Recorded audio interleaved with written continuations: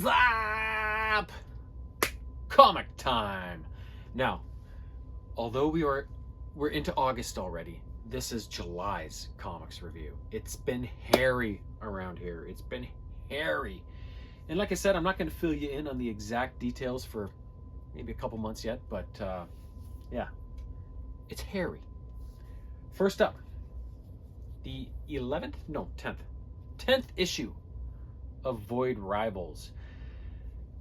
In this one, the story starts with a quick little cutscene of back on Zertonia or wherever, of Derek, his father, asking one of the ruling guys, is my son still alive? Is Salila still alive? Like, have they been found and eliminated yet?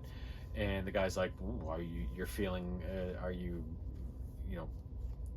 sorry for your son now? This has to be done, blah, blah, blah. He's like, no, I want it over with or whatever. And then, so there's this weird little conversation there about the status of his son and Salila on the run in this forgotten or forbidden zone or whatever it is. So then it flashes forward to where we kind of left off, where the Autobot triple changer Springer had engaged Proximus, who was the being that was pursuing both Derek and Salila across this wasteland. And Springer, although this Proximus guy is a fraction of Springer's size, he's having a real hard time defeating this being. So he's like, I got an idea. I'm going to change things up on this guy, literally. And then he transforms into his car mode and starts attacking him on wheels. And it really throws Proximus for a loop. And, excuse me, I'm so fucking tired.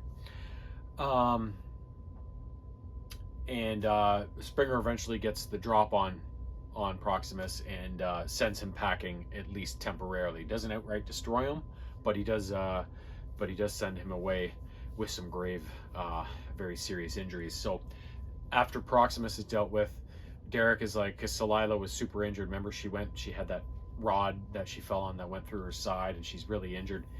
And so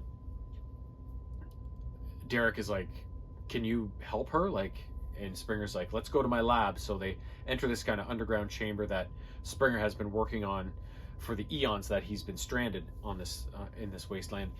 And he starts talking to Derek about the nature of those organic beings, and he's specifically questioning them about the little crystals or whatever they are that they have in their forehead. And he's like, you guys are kind of organic, but also kind of not. So he says, let me try something. So then he hooks into Salila through this crystal thing in her forehead and actually replenishes her with energon. And that ends up reviving her, and she's kind of this glowing pink floating being all of a sudden, and she comes to and she's like, what did you do to me? Blah. And they're like, it's just a side effect of the energon. You're cool. She's like, yeah, I feel great. So then after this happens, the two of them are kind of questioning Springer, like, what the hell was that? What are we? Like, what is this? And so Springer starts to launch into this story about how the Autobot Decepticon war has been raging on for millions of years. And back when this war was, I think, first happening, one of their ancestors left Cybertron and kind of went out on her own to find a new way of life, a new place to live, to escape what was happening on Cybertron. And the name of this particular being from Cybertron was named Zertatrion. So Zertonian. So, and then Springer also starts talking about their planets and the ring that kind of encompasses them. And he's like, that thing produces energon. Like, there's something about your worlds that is linked to kind of Cybertron and the Transformers. So as they finish discussing this, they hear a ruckus, and then the three of them charge outside of the lab to find a whole bunch of forces that have been sent to apprehend them and deal with them from the rulers on Zertonia. So after having all these revelations and bombshells dropped on them about their origins and the nature of their race, after Salila has just been revived and they seem to be in relative peace, they've all of a sudden got hordes of enemy soldiers to deal with, and that's kind of right where the issue ends off. So next month, or actually this month, we'll see how they get out of this pickle.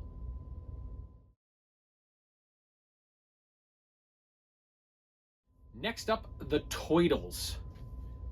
Number 4 in the Untold Destiny of the Foot Clan series that's been out. It starts off with a brief little scene between 2 of the mutants that are under Karai's kind of leadership with the Foot Clan. Zodi and Chris, and there's Zodi's kind of, she's not a scorpion, maybe she's some sort of scorpion mutant or whatever, but she's always pissed off and she doesn't trust Karai, and she's like, I don't like her leadership, she's not doing anything, blah blah blah. But Chris is like, you know what, she's good, Karai cares about us, unlike when we were being led by Madame Null, who didn't care about us at all, and she was a bitch. So then they have a bit of a disagreement, and then Zodi storms out, and Bebop is like, you want me to crush her for you, right? So then that kind of closes off that little intro to the issue, and then it gets into the meat and potatoes of it, where Karai, Casey Jones, Natsu, and Clyde are at this, it says just north of wherever their headquarters are by a good distance. They're in some sort of underground temple, it looks like, and Karai's looking to get some answers on becoming more powerful and not losing leadership of the Foot Clan to this Yoshi Chen guy that's been challenging her for it, that says he has the claim to leadership of the Foot Clan. And within this temple, there's this big dragon that sends tests to the 4 people, or mutants, and people and mutants that are in this temple looking with Karai and helping Karai. And they're more mental tests to determine their worthiness. So Casey Jones ends up fighting Raphael. Clyde ends up fighting Michelangelo, I think. Natsu, or was it Donatello? I think Natsu starts by fighting Donatello, and then it turns into her grandpa or something like that. And then Karai ends up having to fight Leonardo. And it's all about overcoming the challenge by getting in touch with themselves and sort of thing. So it's kind of it's more of a psychological, mental challenge than it is a physical challenge. And once they grasp onto that and figure it out, then they complete and win the fight, and they've passed their test. So once the 3 pass their test, then it's Karai's turn when she takes on Leonardo. And once she passes that test, this dragon asks her, he's like, I sense that you are looking to gain magical proficiency very quickly, so that you can succeed in your mission of leading the Foot Clan. And she's like, yep. And the dragon's like, well, there is a price to be paid for that. And she's like, I'll pay any price. So the dragon grants her wish, and as the issue is closing off, we see Karai coming out of the temple with her 3 friends and saying, we're successful, we did it, we got what we came for. But it's kind of shows her view from behind, and then in the last couple panels she kind of turns and it faces her frontwards, and one of her eyes has turned like kind of dinosaur / lizard like, which I think maybe she's taken on an aspect of the dragon that tested her, sort of thing. I don't know, but whatever that is obviously the price that she has to pay. We're just kind of unsure exactly what that means just yet. So I'm very curious to see in issue number 5 what the repercussions of that trade-off were. So I can't wait for that. The only other Turtle stuff was a one-shot book that's actually pretty thick, and it's a 40th anniversary Comix celebration. That's what it looks like. It's like I said, it's pretty thick. It's just a collection of short stories that they've written for this. Every story is in a different style of animation. Some of them are standalones. Some of them take off after certain incarnations of the TV shows. Like there's one for the original '87 cartoon that looks like that style. There's one for like the 2002 series. I think it looked like that animation.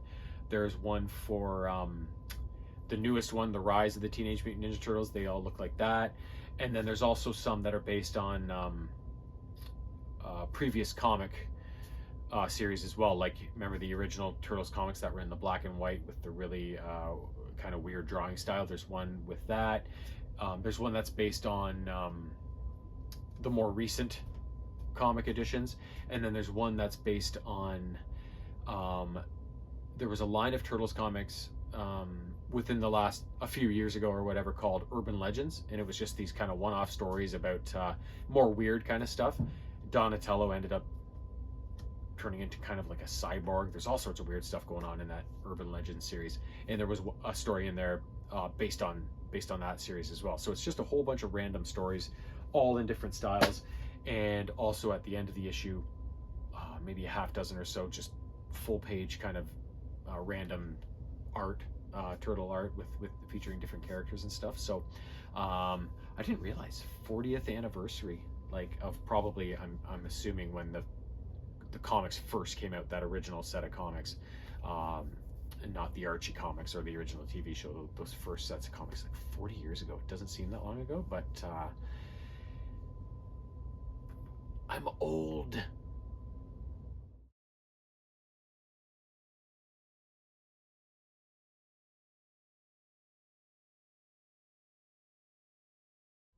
Of course, next we have Transformers. You should know the formula by now. Only one issue this month, and it is issue 10 in the current ongoing Transformers series. It starts off with a bit of backstory. Beachcomber relates a tale a million years ago or whatever it is, when the Autobots in the Ark were first fleeing Cybertron to go to, well, not that they were planning on going to Earth, that's just where they ended up going because of the battle that ensued as the Decepticons chased them and then boarded the Ark and started to cause all sorts of chaos. So it shows Skywarp beating down on Beachcomber and then throwing him out of the Ark through a hole in the hull, where Beachcomber fell through space and eventually landed on the moon.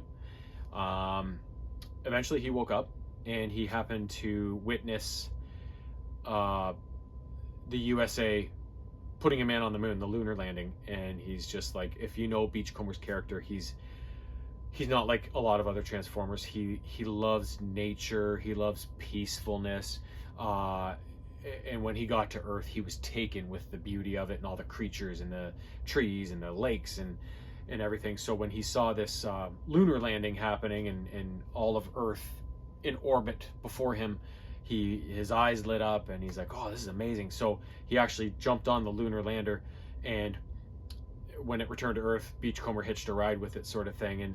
And when he got to Earth, he explored and loved everything he saw, and eventually he stumbled upon the Ark, crashed into the volcano, boarded it, and saw the devastation and all the Autobots and Decepticons lying there in stasis and whatever, and thought, should I get Teletran 1 to repair them and wake them up? And he was like, no, not after everything that happened. It's better they're just left to sleep and not cause any chaos, right?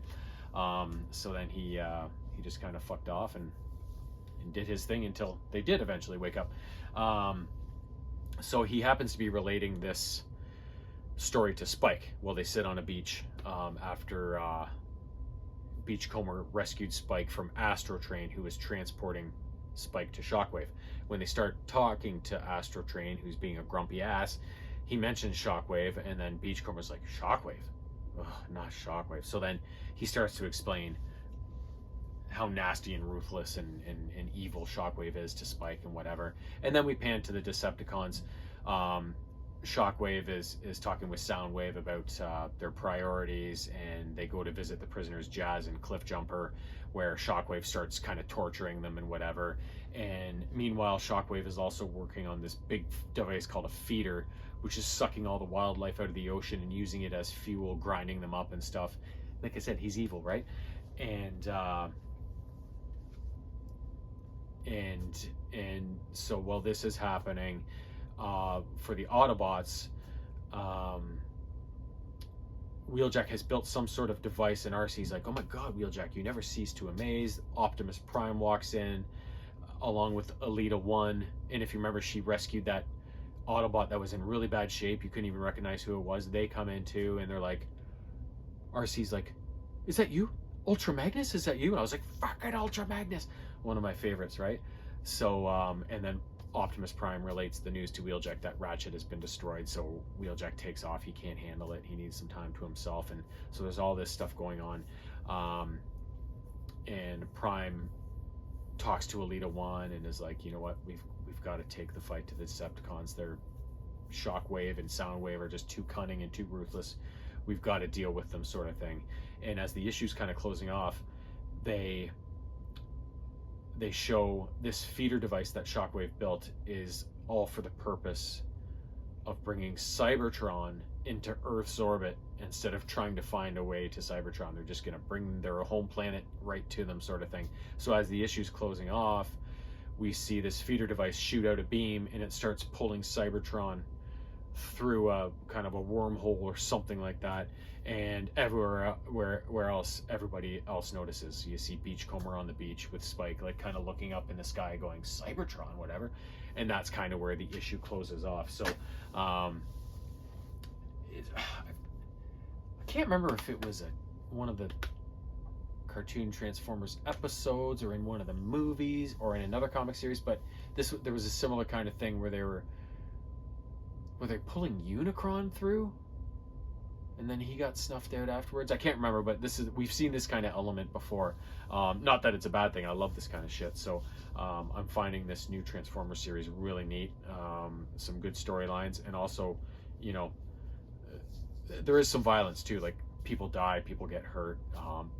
There is not just, you know, lasers flying around everywhere, but somehow somebody, you know, people always end up surviving, right? Just kind of like in the original G.I. Joe cartoon, right? There's lots of violence going on, but everybody always seems to be okay in the end, right? So, so I kind of like the darker turn the G.I. Joe and Transformers comics have taken with this kind of reboot with Image. So can't wait to see what happens in number 11.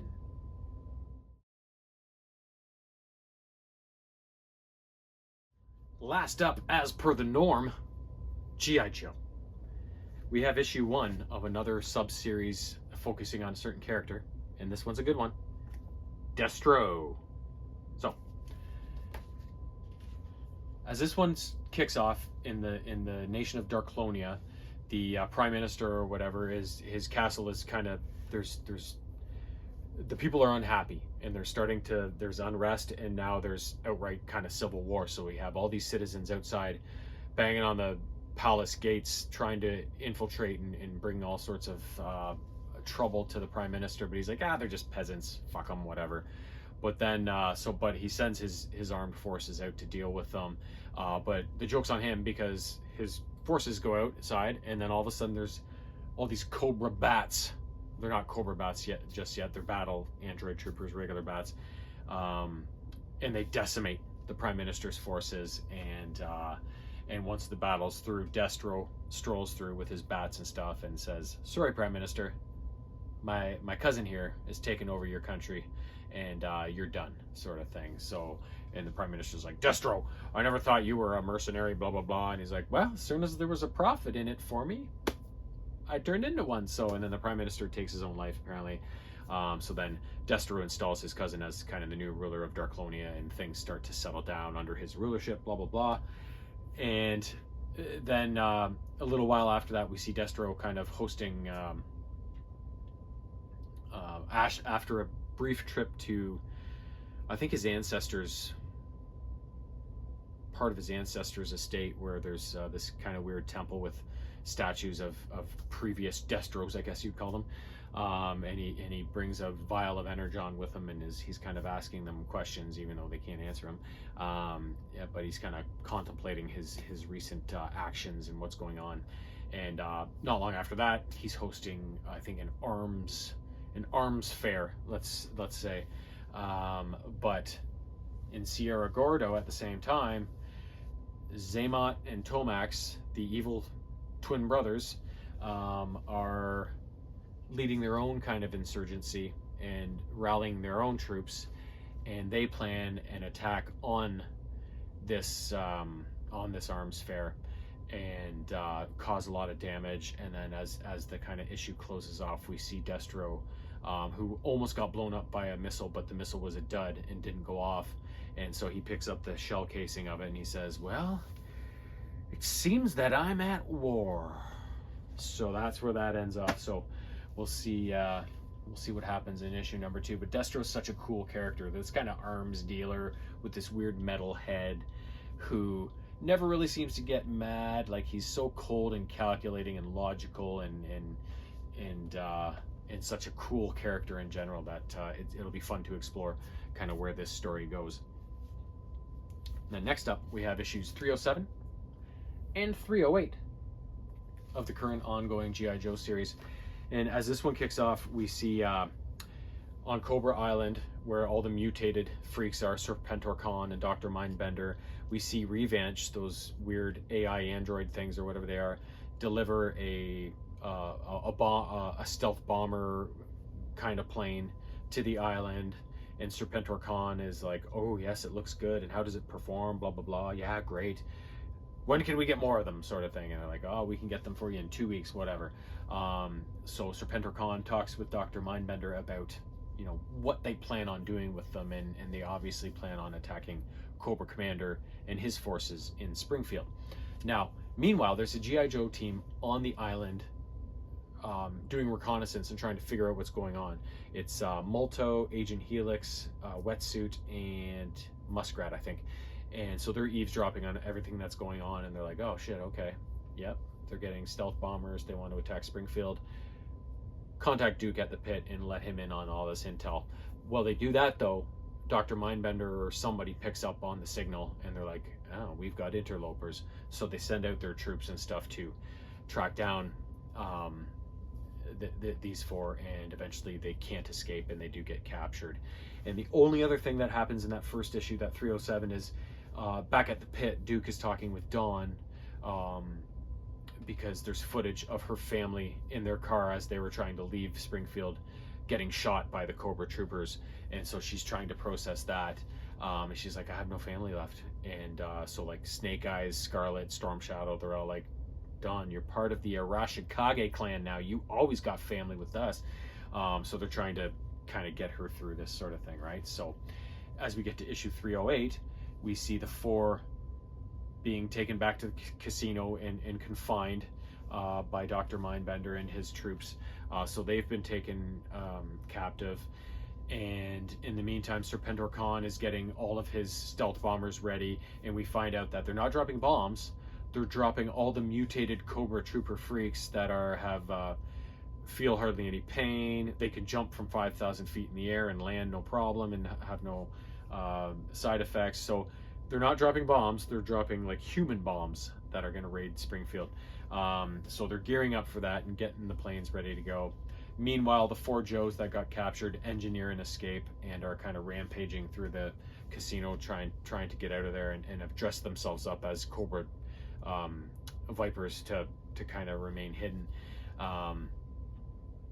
And as all this is going on, they're trying to escape. Serpentor Khan scrambles his stealth bombers, loads them up with all of his freak troops, and they hit the skies. They're on their way to Springfield.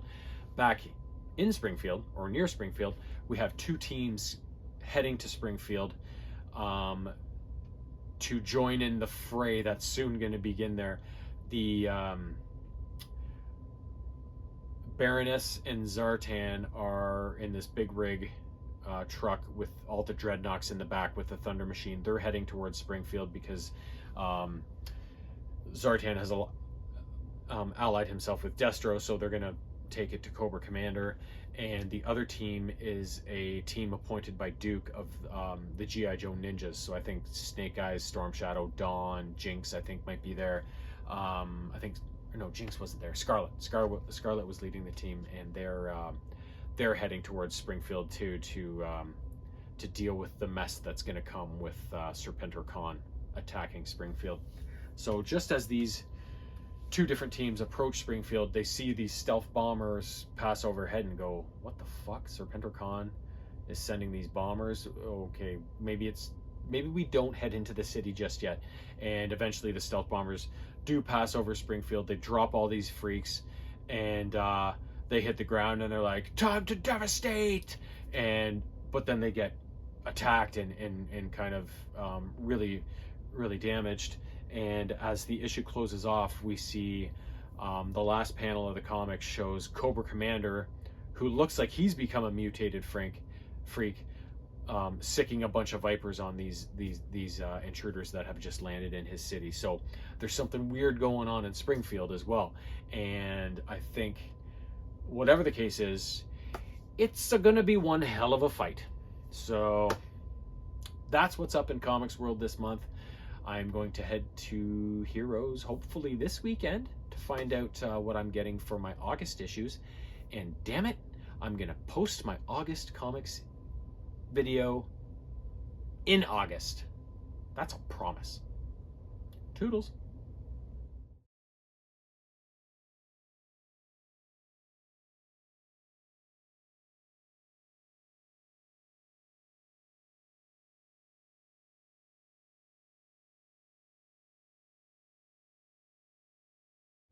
Meow.